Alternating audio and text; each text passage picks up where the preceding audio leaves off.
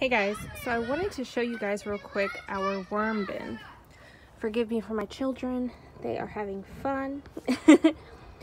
See these holes? My husband drilled a bunch of these holes on the bottom and on the sides for air and for the liquid to go down. You can always catch the liquid on the bottom, but that's not the way we set it up. We use a black and yellow tote you can buy from Home Depot or wherever else. Can you go get me a shovel? Yeah. It's over there in the bucket. Right there. Okay, so as you can see, we put all our scraps in here. We have rabbit manure, we have kitchen scraps, we have cardboard, we have melons that got old and rotten. I could have gave this stuff to my chickens, but we like to feed our worms as well because worm castings are amazing for your garden.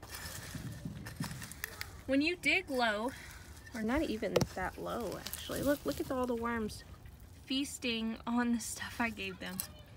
Let me cover them back up. The worms pretty much work for you. They break down all of this and turn it into worm castings. If you've ever gone to the store and got worm castings, you're paying quite a bit for it. You won't find a pound of castings for probably less than $15 where I am. So you really just want to do as much as possible if you can in your own yard. Look at these worms. And if you want, we wanted to relocate these worms to our garden, we could, because there's abundance in this bin. And eventually you'll get to the point where you'll have so many that you'll probably make 2 bins or 3 bins, or you'll just keep extending it. So how do you start a worm bin? This is what kind of we did. Very simple, nothing crazy. You'll find a bunch of different videos on this.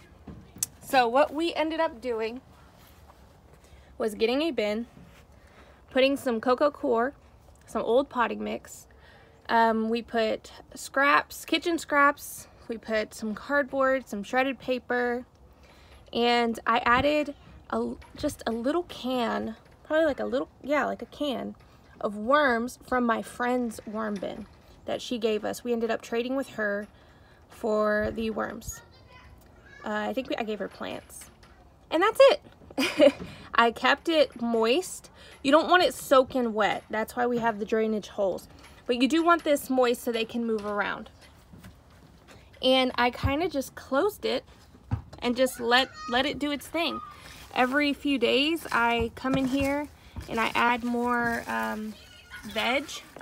You can buy a small kitchen composter to sit on your counter, or you can use an old can, a coffee can, and you can start collecting your old veggies, and then maybe once or twice a week you can come out here and throw them down. Occasionally we'll find plants in here too. It's so funny. Some of the seeds will germinate before the worms even get to them.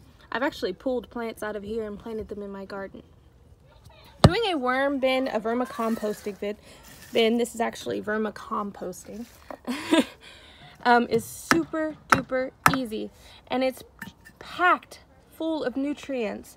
We don't even have to go to the store very much and get fertilizer anymore. Maybe occasionally we'll get blood meal or bone meal, but not really. Between our rabbit manure and old rabbit bedding, chicken bedding, and our worm bin, I mean the composting has been just a blessing for our family. And so if you want to try this out, I highly recommend it. This is an unedited video, so if I actually am stumbling or all my words, I apologize. I just wanted to come out here and do this real quick for you guys. Have a great day and God bless you.